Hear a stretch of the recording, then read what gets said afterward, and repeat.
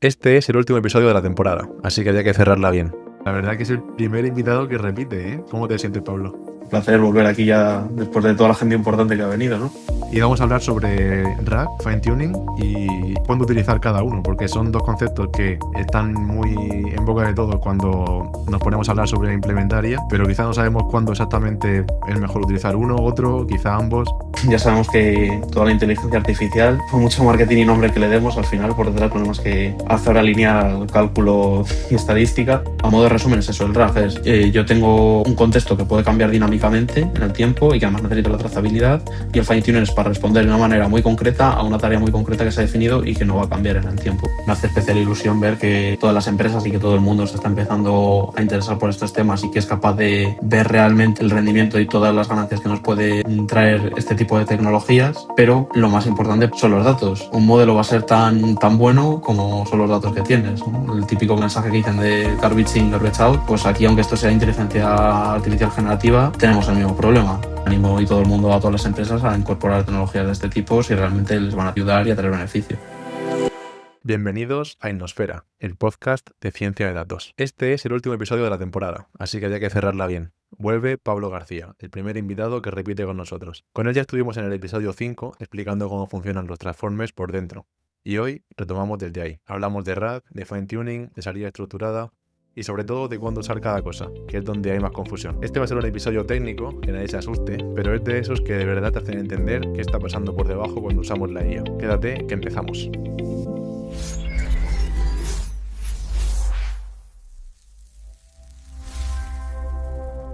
Hoy tenemos un episodio diferente porque tenemos de nuevo a un invitado que ya estuvo con nosotros en otro episodio. Él es Pablo García. ¿Qué tal estás, Pablo? Muy buenas, Ángel. Encantado de volver a estar aquí. Sí, la verdad que es el primer invitado que repite, ¿eh? ¿Cómo te sientes, Pablo? Un placer volver aquí ya después de toda la gente importante que ha venido, ¿no? Ya han sido 20 episodios después de el tuyo, unos 20 y pocos episodios, y han habido muchos temas, pero el tuyo en concreto, en el que hablamos sobre los Transformers, pues hay mucha gente que seguro se quedó con ganas de saber más y profundizar un poco. Al final, temas técnicos tratamos puntualmente en algunos episodios, pero quizá no dedicamos un episodio entero a tratar conceptos un poco más de bajar al barro, ¿no? Entonces, en este episodio la idea es esa, hacer un poco una continuación de lo que estuvimos hablando en el episodio 5 y intentar ponerle un poco de cara, ¿no? Por así decir, a estos modelos de lenguaje e IAs que tenemos en nuestro día a día y que no entendemos quizá del todo cómo funcionan o recordar un poco algún concepto.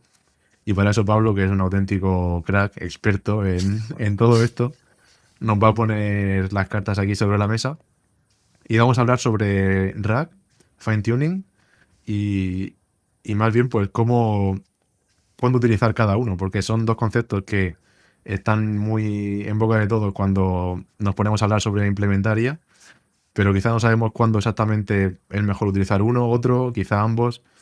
Entonces, para ello, bueno, lo primero que tenemos que hacer es ir al episodio 5 y escucharlo, porque Sin aquí duda.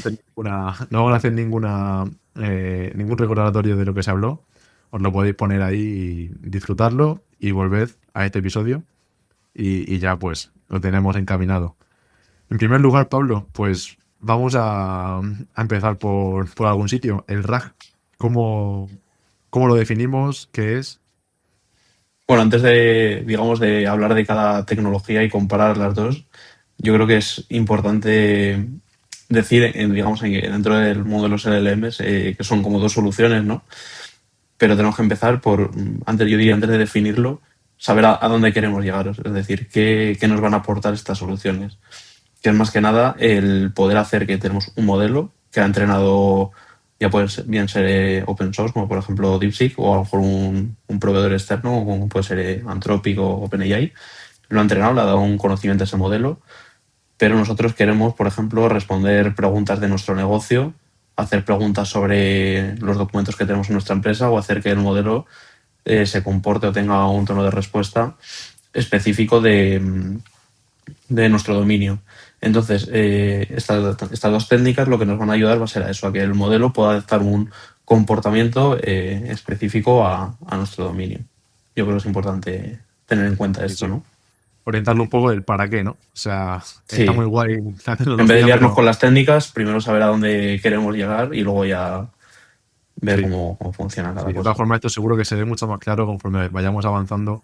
Los ejemplos que vayamos poniendo y demás van a ayudar mucho a entender el porqué de cada uno. Vale, pues ahora sí, vamos al ¿Con cuál tema. empezamos? Con Yo quiero el... empezar por el rack. Me parece Vale. interesante para empezar por ella porque quizá suene, pero no se conozca tanto como el fine tuning. Al menos el fine tuning ha estado muy de moda con la IA recientemente. Y el rack lo conocemos, pero a lo mejor falta un poco de ponerle, entenderlo mejor, digamos. Bueno, pues RAG no son más que las siglas de Retrieval Augmented Generation, es decir, generación aumentada por recuperación, y el propio nombre dice un poco de qué va la cosa, es decir, vamos a generar un texto gracias a un contexto que previamente hemos recuperado de alguna manera. La idea es que, por ejemplo, el caso de uso típico sería por responder a preguntas que tenemos sobre una base de documentos o la base de datos de nuestra empresa.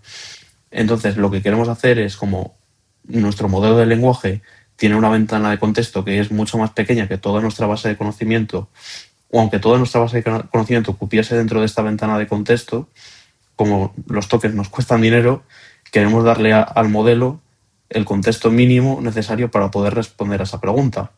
Entonces, de alguna manera, tenemos que de nuestra base de conocimiento sacar solo el contexto estrictamente necesario para poder responder a esa pregunta.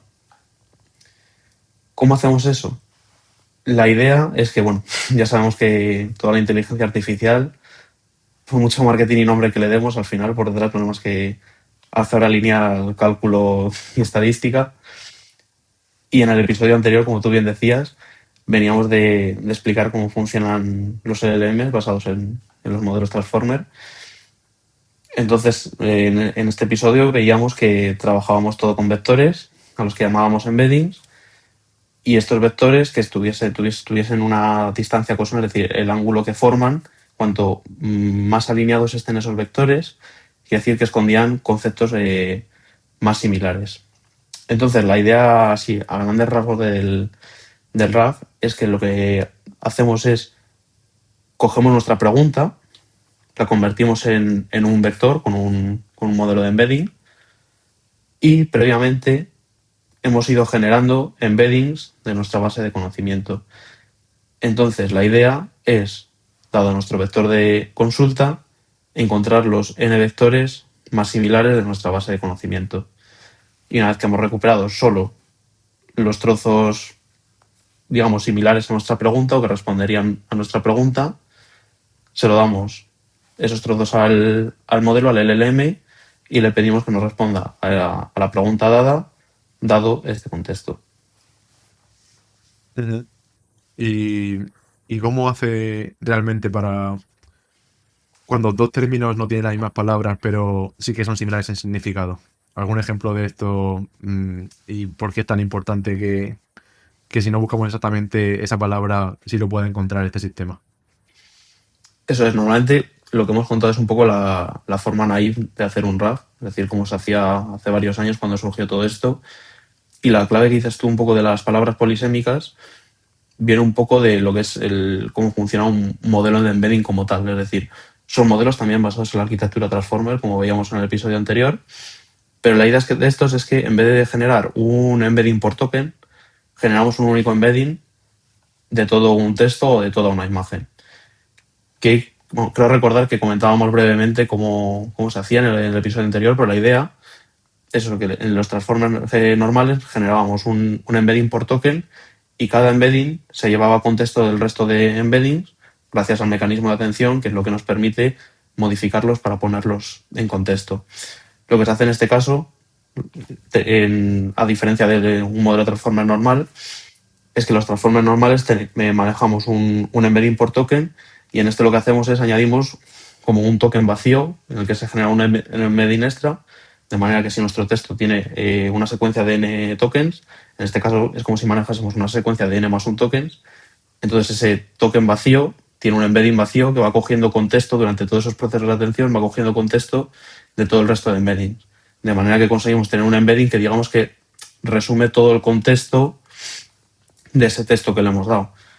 Punto positivo, lo resumimos en uno solo. Si cogemos un texto muy, muy grande, ese embedding, digamos, puede quedar sucio porque puede estar cogiendo contexto de cosas distintas que aparezcan en un texto muy grande. Es como si intentamos hacer un resumen, en vez de una página de un libro, intentamos hacer un resumen del libro entero, ¿no? Pues obviamente si tenemos que hacer el resumen en una carilla, no nos va a caber un texto igual de coherente y de limpio en una carilla de un libro entero que de una página sola del libro. Eso es. ¿Y cómo se elige ese tamaño de lo que queremos vectorizar? Pues normalmente estás limitado por la propia ventana de contexto del modelo de embedding, pero normalmente es decisión un poco, digamos, de diseño del sistema. Es decir, cuando generamos estos trozos que decimos, cuando vamos a vectorizar nuestra base de conocimiento, definimos lo que son los chunks, que se traduce al español son más que trozos, y normalmente definimos cómo van a definir esos trozos, que normalmente pues, se define como una serie de, digamos, de reglas o de restricciones, que puede ser pues número de caracteres. Si lo tenemos puesto en un documento, pues por ejemplo puede ser a nivel de párrafo, a nivel de frases, es decir, se utiliza como un algoritmo un poco tonto recursivo en el que tú le das una serie de reglas, le dices vas a cortar los trozos siguiendo esta serie de reglas. Y luego también es importante también el tema que se llama el overlapping, es decir, no coges el texto y coges esto es un trozo, esto es otro y esto es otro, porque si no, cada trozo no tendría contexto de dónde está. Entonces se hace lo que se dice el solapamiento, es decir, en vez de coger esto, esto y esto, pues que el primer trozo tenga esto y el segundo trozo tenga también un poco de trozo del primer trozo. De manera que no estén, digamos, sueltos por ahí y no pierdan el hilo de lo que es el texto principal al que pertenecen. Pero no había una forma de relacionarlos entre sí para no hacer el solapamiento, es decir, no había una alternativa al solapamiento. Siempre se ha Bueno, solapado y... de- no necesariamente, o sea, tampoco es que cuando diseñas sistemas de este tipo no hay una regla universal de hacer esto Vale, así. Es un poco más prueba a ver pero qué vaya, funciona no, mejor con tu caso y con tus datos, pero lo que estaba diciendo antes hablábamos un poco de lo que es el RAG a modo tradicional, pero hay un montonazo de técnicas desde, por lo que te digo, si estás en un texto que está dividido en párrafos, pues puedes probar con párrafos. Si estás a lo mejor quizá en un artículo científico que lo tienes dividido en capítulos, secciones, subsecciones, puedes guardar como generar los chunks, pero además los guardas en estructura de árbol según el documento para recuperar solo de la parte del documento que te interesa. Ahora se está empezando a ver un poco lo que es el paradigma del GraphRag, es decir, vectorizar tanto la información de tu base de conocimiento como generar un grafo de conocimiento que vincula vectores entre sí, ya no solo por similitud semántica, sino por una relación, digamos, directa que existe en los datos. Es decir, por ejemplo, tengo, yo qué sé, una aplicación de tareas de una empresa y yo sé que a lo mejor esta tarea se parece semánticamente a esta, entonces matemáticamente los vectores te van a decir que esas tareas se parecen, pero es que a lo mejor existe una relación de que una tarea es subtarea de otra, entonces necesitas guardar ese vínculo y ya no solo te va a ayudar el recuperarla, digamos, semánticamente, sino que hay un dominio, ¿no?, que te dice que esas dos cosas están relacionadas de por sí. gustaría que que supongamos un caso real, ¿no? De dime cómo serían esas fases desde que el usuario hace una pregunta hasta que el LLM nos genera esa respuesta. ¿Por dónde viajaría la información hasta llegar hasta esa respuesta final? Vale, eso sería cuando ya tuviésemos el sistema construido, pero como decía, el RAG se divide como en dos etapas. Esta que me dices tú es como la segunda, que es cuando ya podemos hacer las consultas, pero necesitamos una preparación previa, que es lo que decíamos, tenemos que diseñar esa estrategia de cómo vamos a dividir nuestros datos y los vamos a pasar por lo que decíamos, por el modelo de embedding, es decir, dado el texto o la imagen, si es que nuestra base de conocimientos tiene imágenes, para cada uno de esos trozos de texto o imágenes vamos a generar un vector en un espacio vectorial que lo que va a suceder es lo que decíamos. Si dos cosas semánticamente se parecen, nos van a dar vectores que son similares. ¿Qué pasa? Imaginamos que somos una empresa gigante, por ejemplo, tipo Amazon, y tenemos todas las reviews de productos, ¿no? Pues, ¿cuántas reviews de productos puede tener Amazon? Imagínate que queremos generar un vector por cada review de producto que tiene Amazon. Pueden ser millones, incluso miles de millones. Sí. ¿Qué pasa? Cuando guardamos vectores en un espacio de altas dimensiones, puede ser de 768, 1024, 4096, cada una de las componentes son números en coma flotante, eso al final, pues claro, si lo ves en perspectiva de tengo a lo mejor 100 vectores, no ocupan mucho, pero cuando empiezas a tener miles de millones, no puedes tener eso cargado en la memoria RAM de tu ordenador.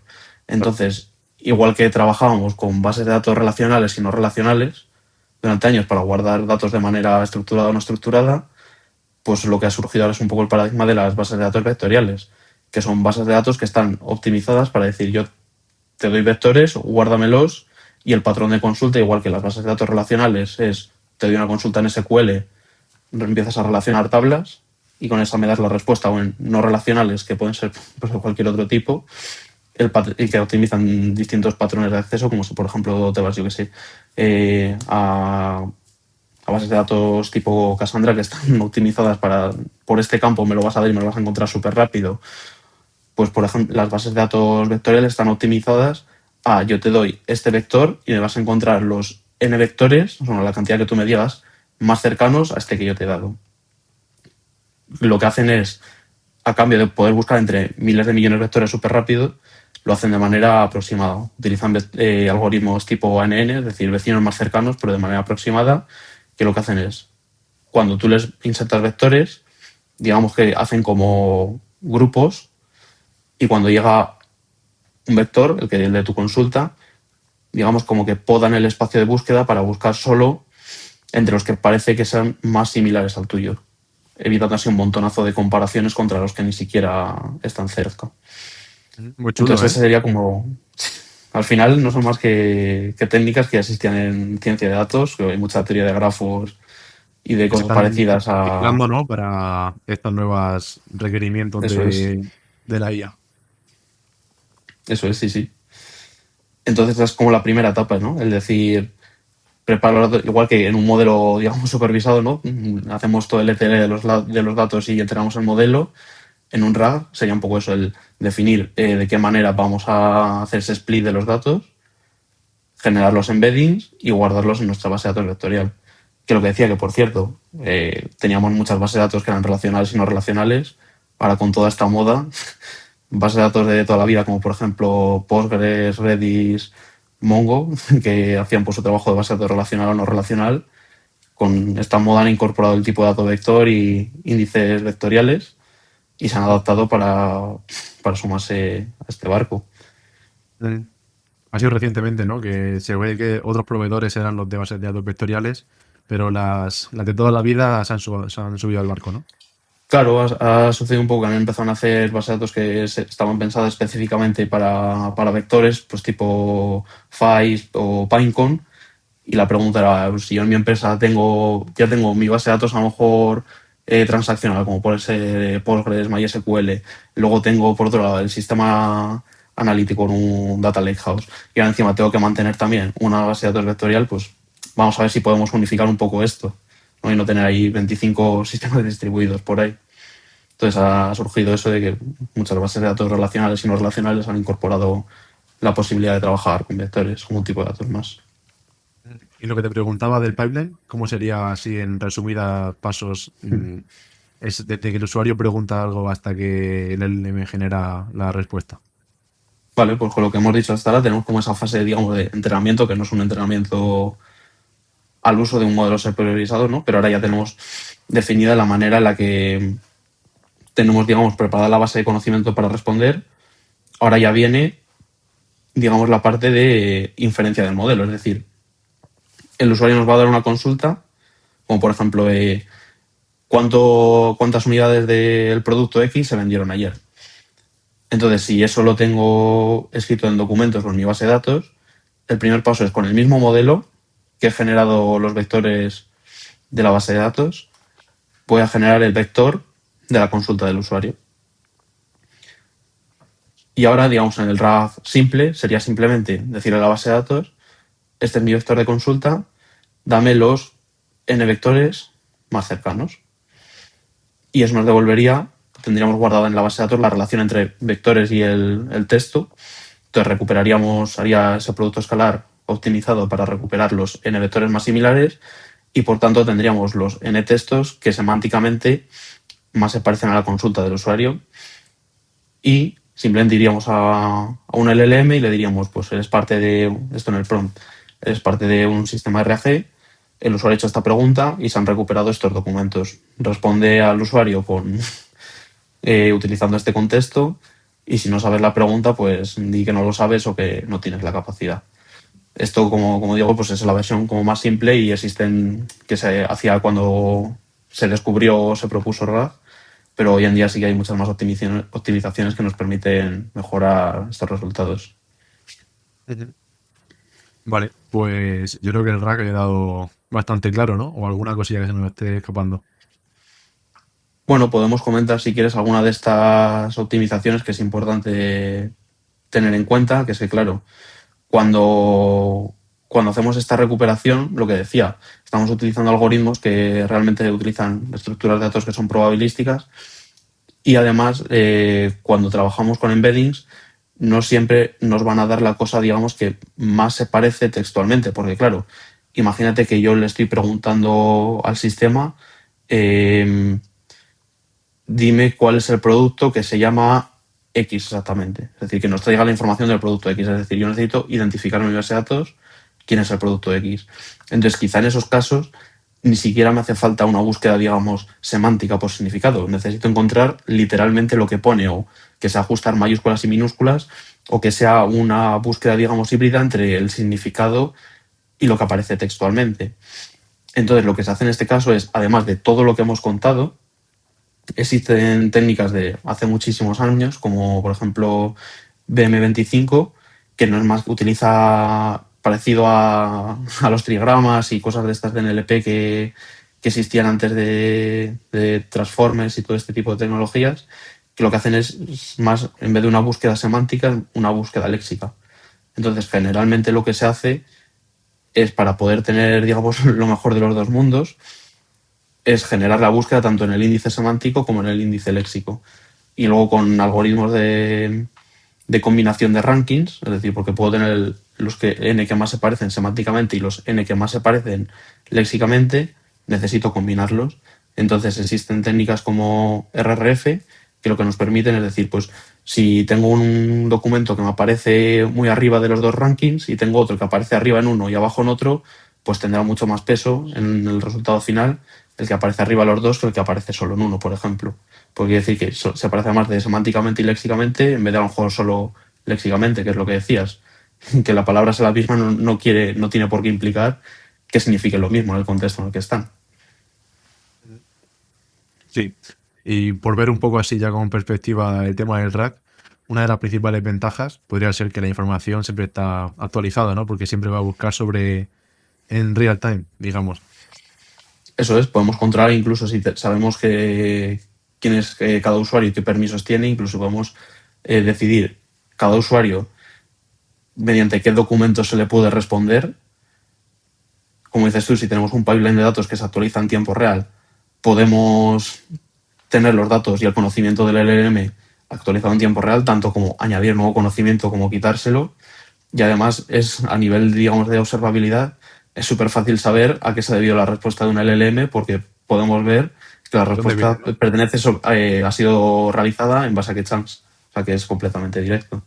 Claro, y esto que comentabas que me parece súper importante, sobre todo a la hora de las empresas implantar este tipo de algoritmos, el tema de los accesos y los roles de los usuarios.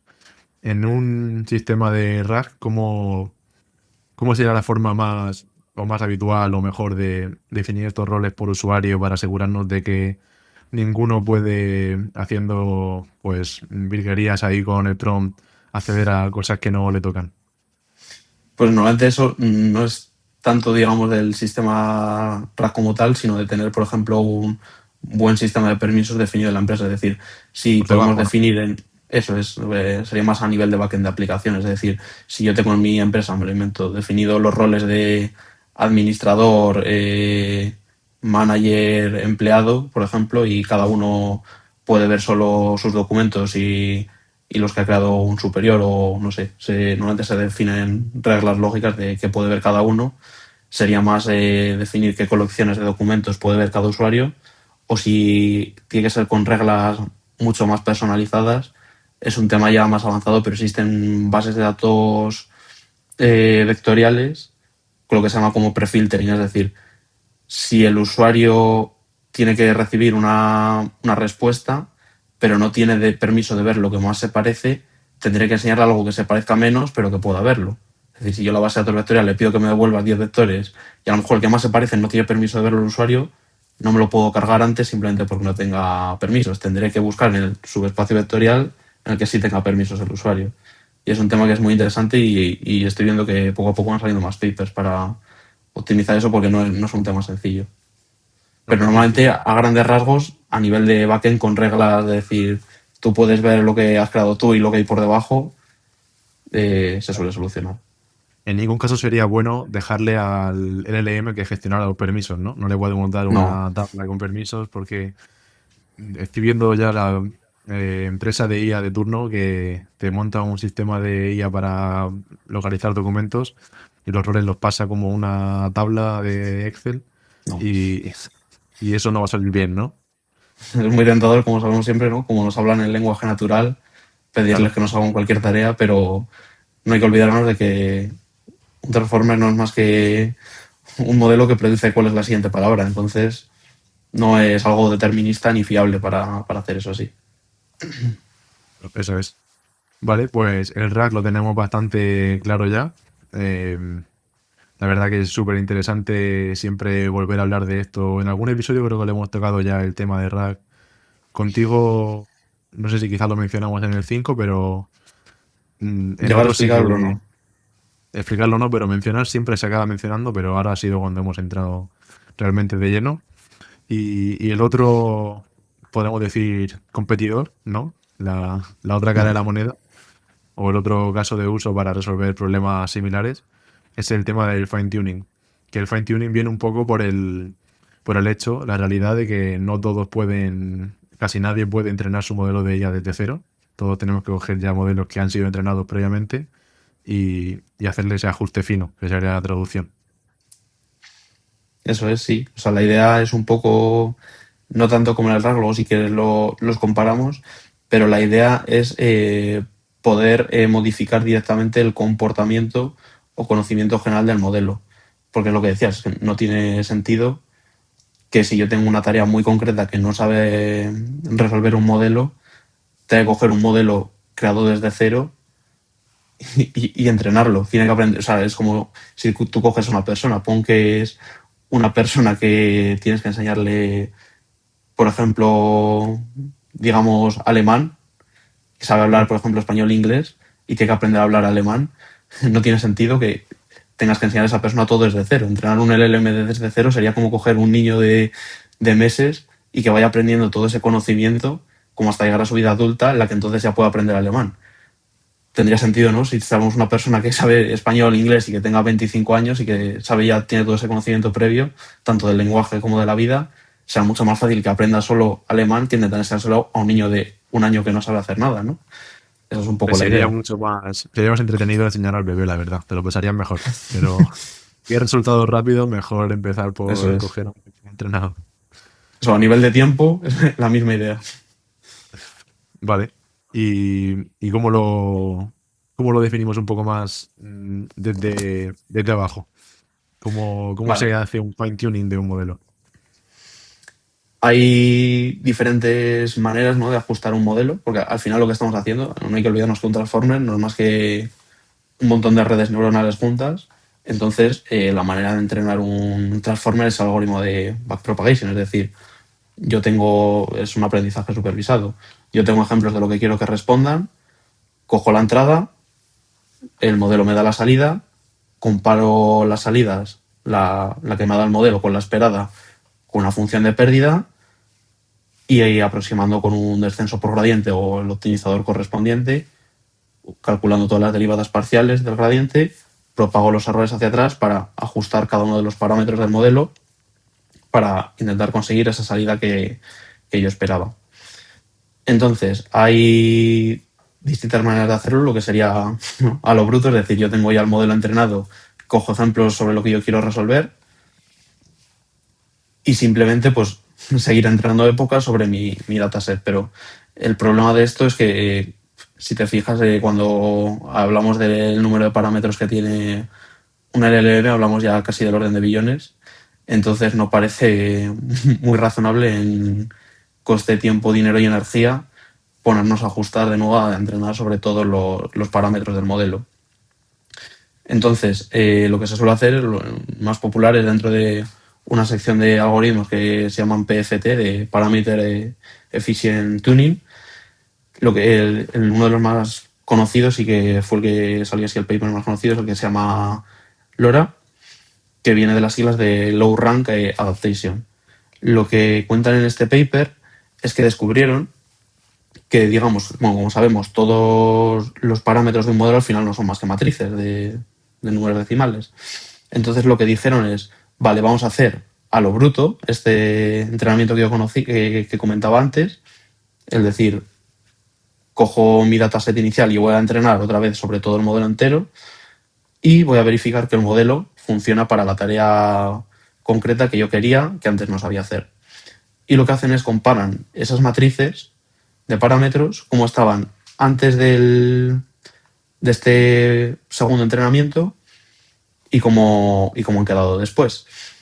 Hacen lo que se llama un análisis SVD, es una descomposición por valores singulares, que ningún matemático nos mate, ¿no? Pero es como una especie de diagonalización de matrices para matrices que no tienen por qué ser cuadradas.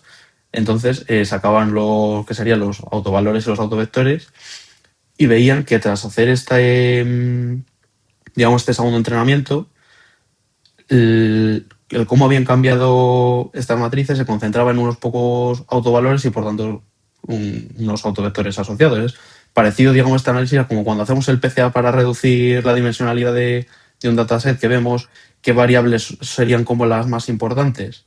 Pues aquí vieron que tras hacer este fine-tuning, ¿no?, a lo bruto, vieron que simplemente habían cambiado unas pocas, digamos, direcciones en esta matriz, en este espacio vectorial. Entonces, que llegaron a la conclusión de que el hacer que el modelo aprenda solo una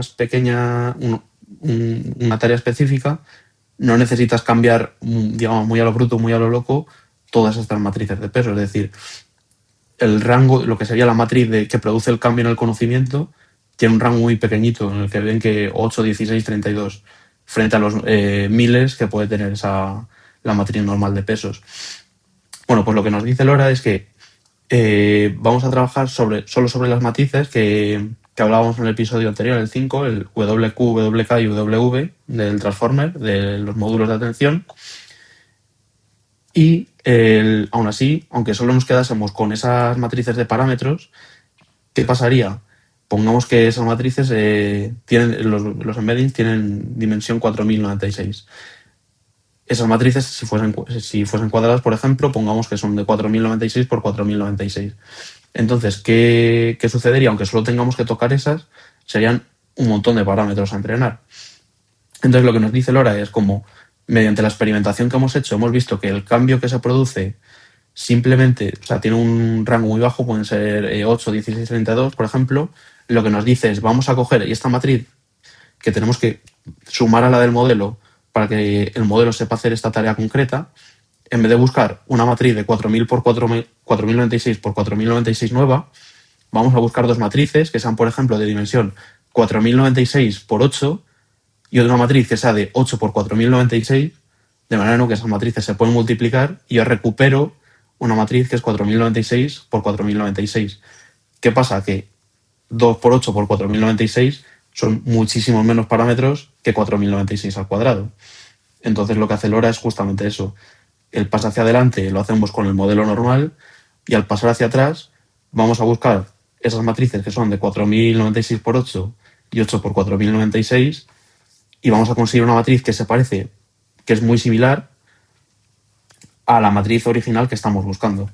Esa es un poco la idea, es lo que se llama una aproximación por bajo rango, que no es algo que existe en matemáticas de toda la vida, Sí, pero en no es este nada caso nuevo. es, no hemos inventado nada nuevo más que la aplicabilidad, es decir, en un LLM cuando necesito ajustar para una tarea, esos cambios simplemente mueven unas pocas direcciones de todas las que tiene aprendidas el modelo. Entonces, ¿Y si hasta además qué tienen, punto, hasta qué punto eso realmente produce cambios notables en el modelo a la hora de responder, tono, estilo? O sea, ¿hasta qué punto estamos creando algo nuevo o es simplemente un pequeño matiz que le estamos dando? ¿Realmente cambia tanto?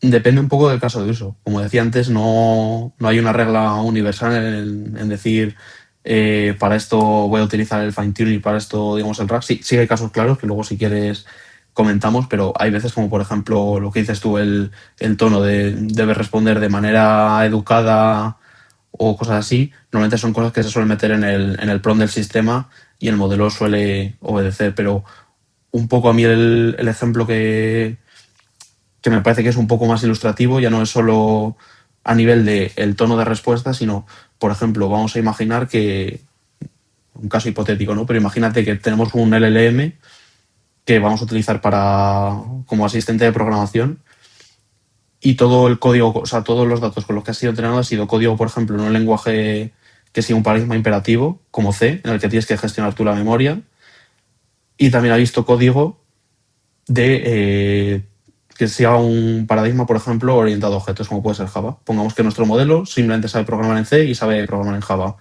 Por tanto, nuestro modelo sabe programar, entiende los conceptos de la programación y entiende cómo, por ejemplo, se gestiona la memoria y tiene esos conocimientos de la programación orientada a objetos como polimorfismo, herencia y todo este tipo de cosas. Y pongamos que ahora yo soy una empresa que me invento un lenguaje de programación nuevo, que pueda ser, por ejemplo, C++, en el que tengo esos conceptos de programación orientada a objetos, pero también tengo que manejar la memoria. Pero no tenemos que enseñar a un modelo a entrenar desde, o sea, a programar desde cero. Es decir, el modelo sabe programar, entiende los conceptos de programación orientada a objetos, sabe gestionar la memoria, pero no conoce la sintaxis específica, por ejemplo, de lo que sería C++ o el lenguaje que diseñemos. Pero claro, tampoco vamos a utilizar un sistema RAG en el que tenga que recuperar trozos de código en tiempo real para entender o tener el contexto real de cómo se programa en C++. Entonces, la idea, por ejemplo, un buen caso de uso que se me ocurre a mí para explicar así fine tuning sería este, es decir, tengo la base de dos cosas que se parecen y ahora quiero que aprenda a programar ese lenguaje que es como una especie de combinación de esas dos, pues yo le puedo hacer un fine tuning con un montón de código y con los conceptos de cómo se trasladan de esos lenguajes al nuevo, y el modelo podría aprender o aplicar su conocimiento de programación a ese nuevo lenguaje que en principio no habría visto nada durante su conocimiento. Claro, eso es un buen ejemplo, la verdad, porque tiene una parte común y luego la parte de especialización en algo. ¿Ya hay modelos que están ya preparados para que se haga un fine tuning o tú coges un modelo cualquiera para ello? Normalmente, obviamente, los que son como tipo GPT o Claude, no puedes directamente hacer un fine tuning porque, claro, son modelos, digamos, propietarios, tú no sabes realmente cómo están hechos por dentro, pero tú, por ejemplo, si puedes descargarte por ejemplo, un modelo, un Llama, y como sabes cuáles son todas las capas del modelo, sabes, o sea, los MLPs que existen, las capas de atención, qué proyecciones hacen y sabes, tú puedes directamente coger, decir, me descargo el modelo, lo abro y en Python, con PyTorch o con lo que sea, dices voy a atacar a esta matriz, a esta y esta, voy a utilizar estas dimensiones en LoRa y lo reentreno y ya está con mis datasets específicos. Ujú. Vale, ¿y qué ventajas tendría respecto a un RAG? Ya por ponerlo un poco sobre el papel.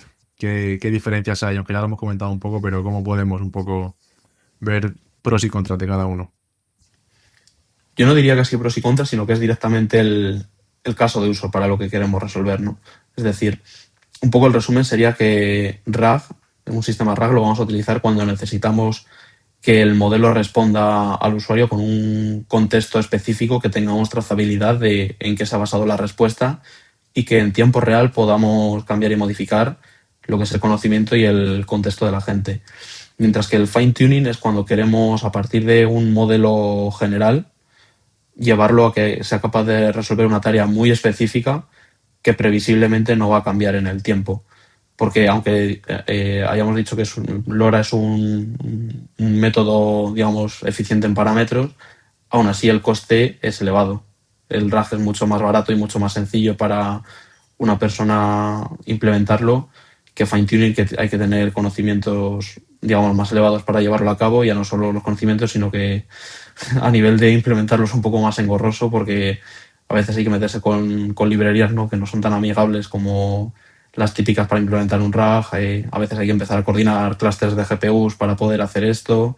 Es decir, ya no solo es el caso de uso, sino que son una es más simple y otra más complicada de implementar. Pero a modo de resumen es eso, el RAG es, yo tengo un contexto que puede cambiar dinámicamente en el tiempo y que además necesito la trazabilidad, y el fine-tuning es para responder de una manera muy concreta a una tarea muy concreta que se ha definido y que no va a cambiar en el tiempo.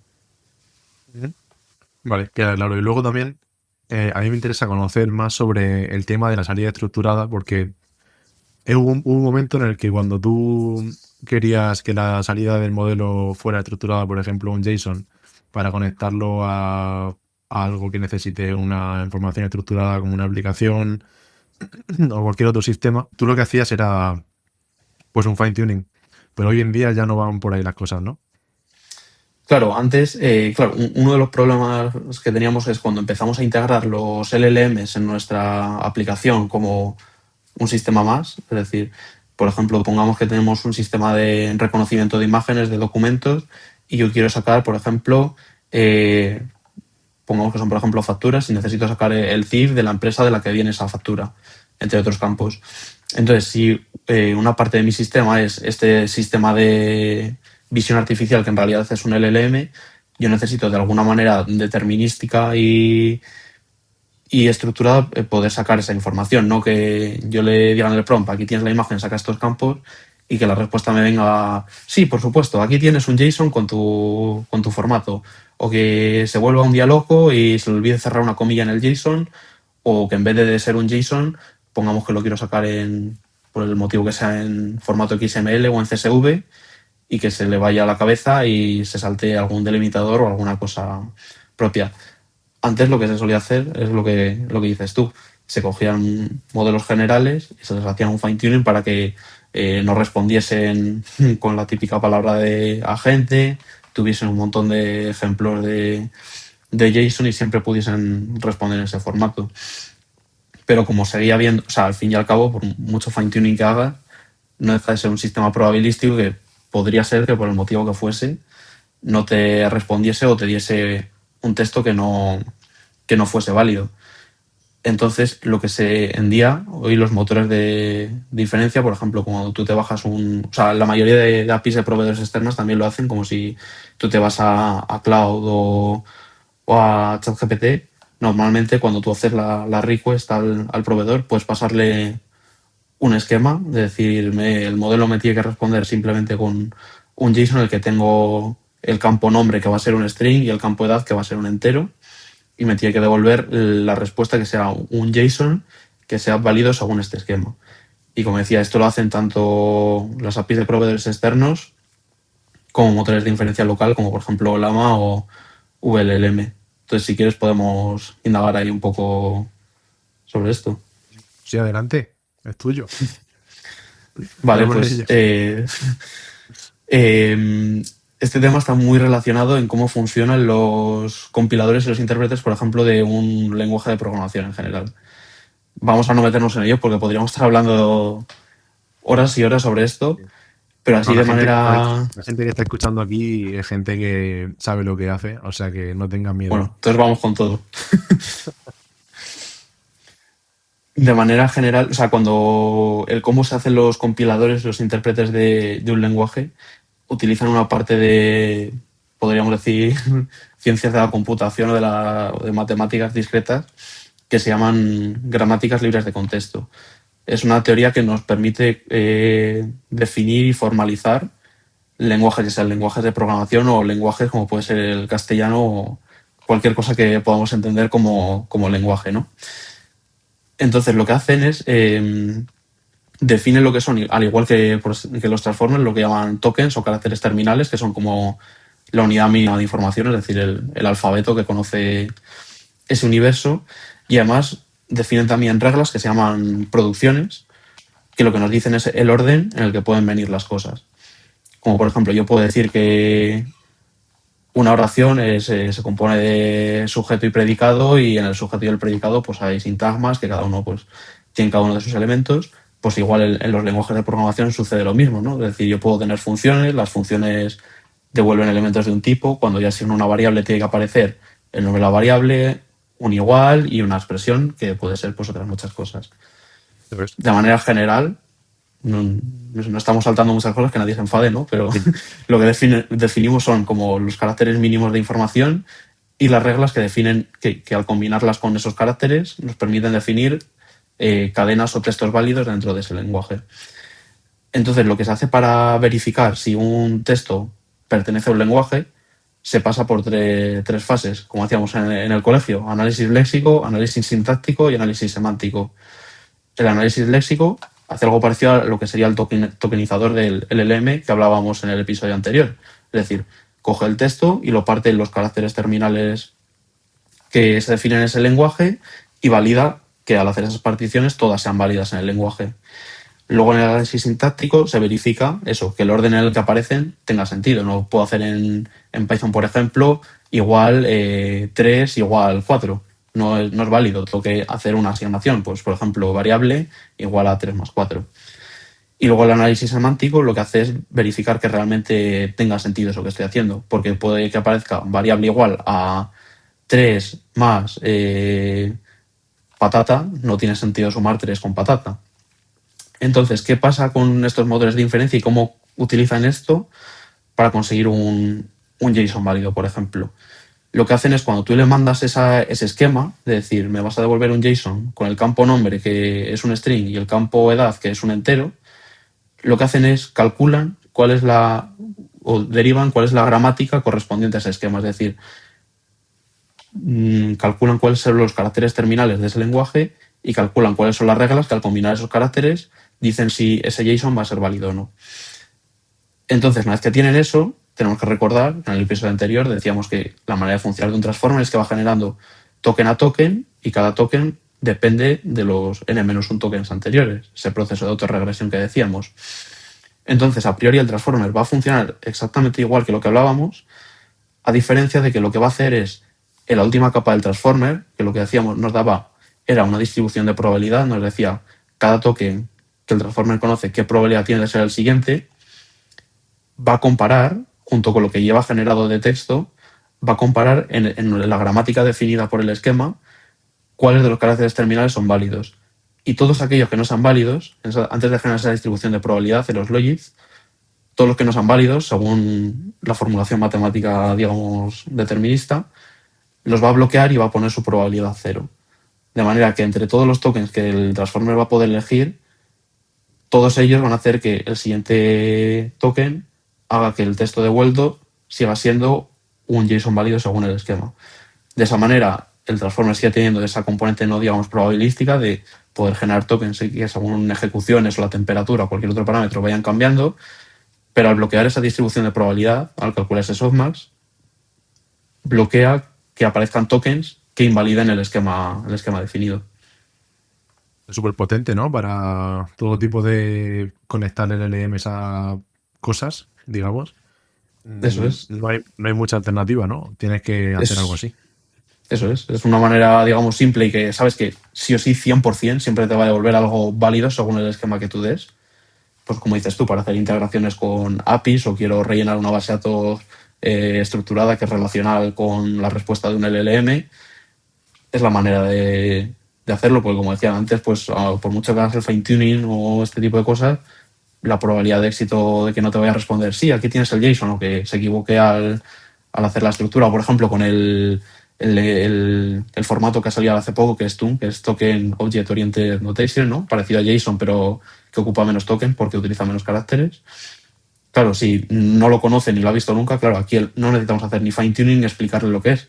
Simplemente necesitamos que el motor de inferencia sepa construir gramáticas en ese lenguaje y ya está. No necesitamos que el modelo haga nada nuevo, simplemente cosa del motor de inferencia. Y estas tres cosas que hemos estado hablando se pueden combinar entre sí, ¿no? Para generar distintos tipos de soluciones. Podemos combinar RAG, fine-tuning y salida estructurada, o iría cada uno un poco por separado. Podemos hacer Sí, sin maravillas, ¿no? problema. Sí, o sea, ya es un poco ajustarse, ponerse creativos, ¿no? Dependiendo de cuál fuese el caso de uso, pero quizá para lo que dices tú, igual necesito en mi pipeline de datos, no sé, poniéndome así ahora a imaginar, igual la salida de mi sistema es rellenar algo en una base de datos relacional, como dices, entonces ahí ya estaría interviniendo la salida estructurada.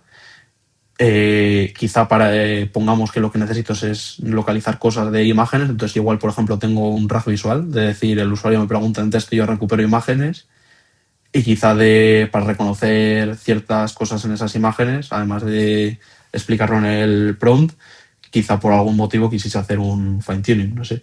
Seguramente, o sea, no se me ocurre un ejemplo concreto en el que combinemos perfectamente las tres, pero vamos, es Sí, ese sería un súper sistema más complejo, común. ¿no? El que hubiera varias etapas o algo así. Ahí sí quizá Sí, eso entraría. es, No incluso ya solamente ahora con un o... con los agentes y con todo este tipo de workflows que podemos hacer, podemos, Sí. pues, vamos, de hecho lo común para resolver problemas reales y complicados, lo normal es combinar una o dos de estas técnicas que hemos comentado junto con patrones agentivos que se utilizará mucho. Vale, pues te voy a decir ahora, para un poco resumir y poner a prueba al oyente también, a ver que diga lo que opina. 4 situaciones y tú me dices si utilizaría RAG, fine-tuning, quizá ambas. Perfecto. Primer caso, tenemos datos. Si para el oyente atento, seguro que puede también responderlo porque es en base a lo que lo que has estado explicando. Primer caso, datos que cambian a diario, por ejemplo, precios, stock o políticas internas. Ahí sin duda alguna sería solución con un RG porque es lo que decíamos, no vamos a estar quemando dinero en hacer reentrenamientos pesados con GPUs y que además va a estar cambiando todos los días. Eso con RG es directo. Tenemos la base de conocimiento que puede ser dinámica y el modelo va a poder recuperar sin tener que cambiar nada. Mm. Y segundo caso, tenemos que queremos cambiar un poco la forma de razonar o de cómo habla el modelo. ¿Qué utilizaríamos en este caso?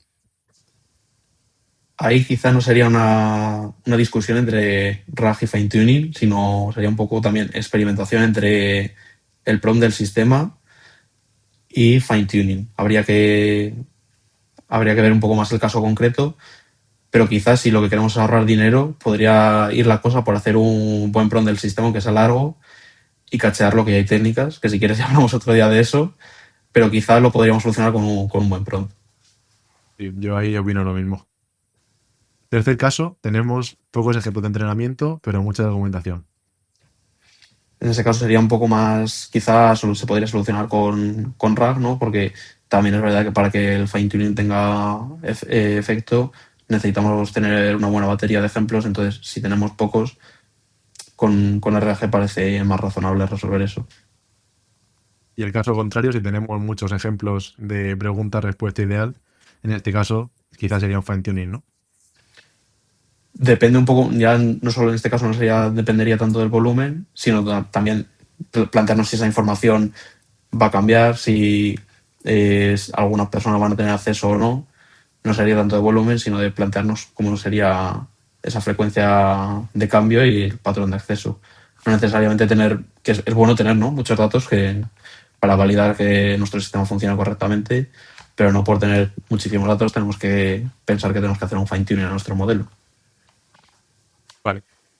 Y para la gente ya un poco, ya como recurso del episodio de hoy, quien quiere empezar a hacer sus primeras pruebas montándose un sistema de rack o fine-tuning, ¿cómo pueden empezar a hacerlo? De forma lo más barata posible y con datos en abierto y demás. Si no tienen, digamos, mucho conocimiento técnico y quieren, digamos, cacharrear y hacer alguna prueba, hay aplicaciones visuales como N8N, que yo creo que te puedes conectar modelos, puedes conectar bases de datos vectoriales y estoy prácticamente seguro que puedes montar un workflow que te permita simular un proceso RAG.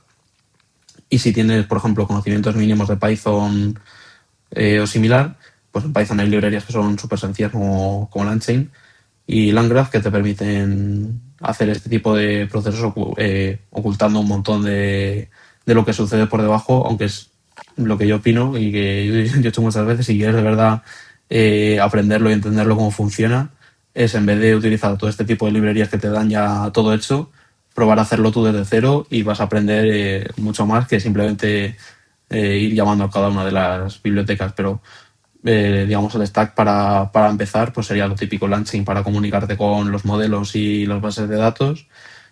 Como modelo puedes utilizar, si quieres gastar créditos, es decir, pagar a una API externa, pues tanto Claude como OpenAI o cualquier proveedor va a tener modelos de embedding, que además van a ser baratos, vas a pagar céntimos.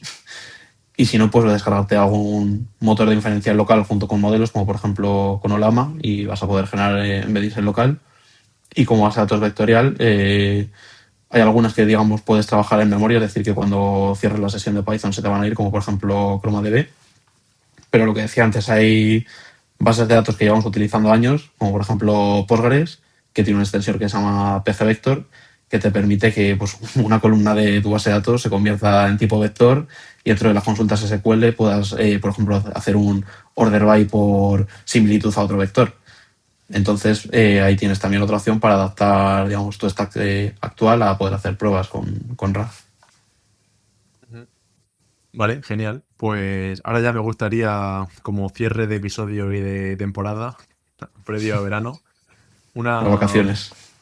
sí, una última reflexión orientada, porque hoy hemos hablado mucho de, no de IA como tal, sino del algoritmo un poco por detrás que ayuda a que esa IA sea mejor. Que dieras tú un poco tu mensaje o tu visión, tu perspectiva para esas empresas que están empezando a implementar IA. ¿Qué le dirías tú, que es una persona que está metida ahí en el barro realmente en, en los entresijos de cómo funciona la IA por debajo? ¿Qué mensaje darías de precaución, de ánimo, de cómo... ¿Qué le dirías, básicamente? Y con esto cerraríamos episodio y temporada. O sea que tienes el listón muy alto, Pablo. A ver qué dices. Bueno, pues que me parece muy interesante y además a mí que me gustan todos estos temas, me hace especial ilusión ver que todas las empresas y que todo el mundo se está empezando a interesar por estos temas y que es capaz de ver realmente el rendimiento y todas las ganancias que nos puede traer este tipo de tecnologías. Pero, como habéis comentado en episodios anteriores, lo más importante para que todo este tipo de técnicas funcione son los datos. Un modelo va a ser tan bueno como son los datos que tienes, ¿no? El típico mensaje que dicen de garbage in, garbage out, pues aquí, aunque esto sea inteligencia artificial generativa, tenemos el mismo problema. Entonces, que es muy importante que se interesen por estas técnicas y hagan planes de digitalización y de innovación que incorporen herramientas como estas, pero no intentemos construir la casa por el tejado. No vamos a plantearnos si hacer un super fine tuning a un modelo o construir un RAG agéntico con no sé cuántos pipelines si ni siquiera tenemos claros cuáles son nuestras fuentes de datos, si los tenemos organizados o ni siquiera las personas que dentro de la empresa son capaces de entender alguno de los datos. Entonces, que tengan primero en cuenta eso, pero que animo y todo el mundo, a todas las empresas, a incorporar tecnologías de este tipo si realmente les van a ayudar y a traer beneficio. Buena respuesta de científico de datos, la verdad. No esperaba otra cosa. Pues listo, Pablo. Muchas gracias de nuevo. Gracias a Seguro ti. que no va a ser la última vez que vengas. Seguro que la siguiente Cuando quieras, temporada aquí estamos. hay que seguir con esto. Y nada, buen verano a ti y a todos los que estén Igualmente. escuchando. Hasta luego. Hasta luego. Puedes escuchar los episodios de Innosfera en YouTube, iVoox y Spotify. Encontrarás todo el contenido en nuestra web, innosferapodcast.com.